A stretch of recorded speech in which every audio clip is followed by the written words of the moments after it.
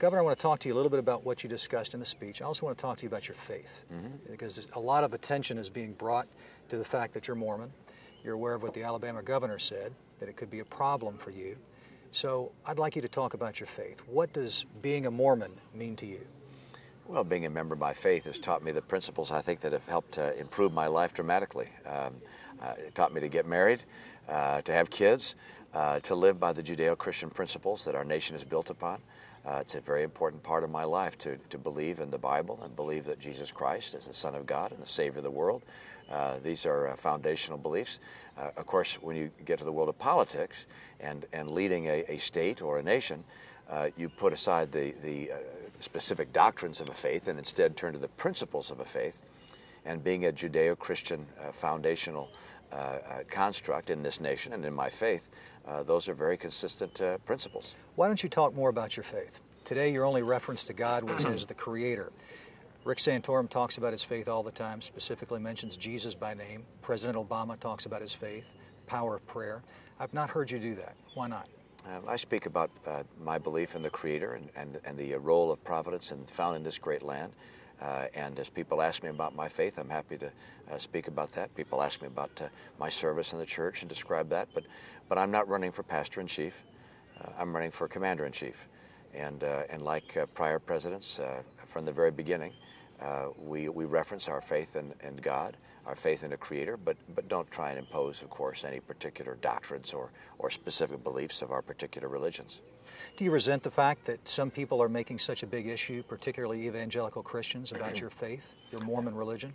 I think people are comfortable in making their own decisions. I'm not going to tell them what they should consider or not consider in choosing a candidate for president. I can tell them that what I represent is a person who's spent his life in the private sector, 25 years. I understand why jobs come and go, and I'm running in part to help people in this country get good jobs with rising incomes again. But if people want to talk about other issues, that's entirely their prerogative. How are you going to pay for 100,000 more troops, more planes, and more ships?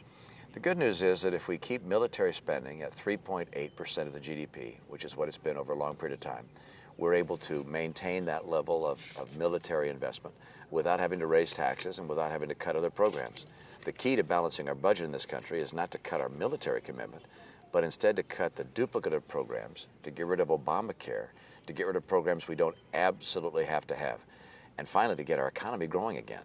What this president's done is made it harder for small business in particular to get its feet under it and to start growing again. And I understand what it takes to get businesses going, to grow the economy. Tax Policy Center says your tax plan favors the rich, that they will get tax cuts that are twice as high, if not 3 times as high, as middle Americans. Well, why do you favor tax cuts for wealthy people? I don't, actually. I've made it very clear that my plan calls for a 20% across-the-board tax reduction in the marginal rates, and that I will limit the deductions and exemptions in such a way that the current progressivity will be maintained.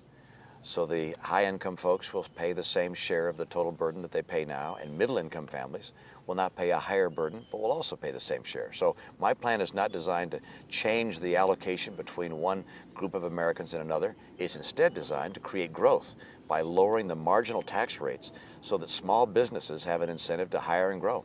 How many jobs were you able to create when you were at Bain Capital? Well, the number's over 100,000. And that comes from a number of businesses, startup businesses, as well as businesses that were already operating. But you've talked about jobs that you've created. In your position, wasn't your main objective to create profits, not jobs?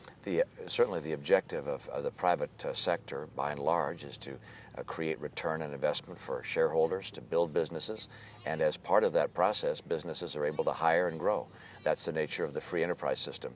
There's nothing that suggests that free enterprise is not about an enterprise having profit as opposed to losses.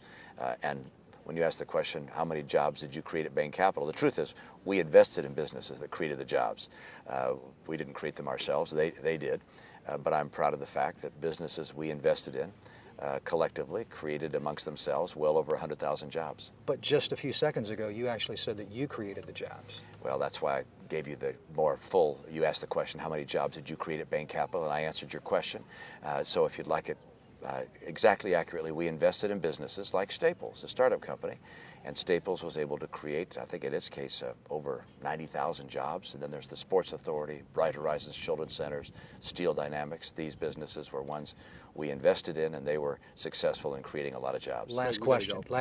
No, specifically, appreciate it. I listen to my boss. Got it. All right. Thank you for your time. Thank you. Appreciate your time.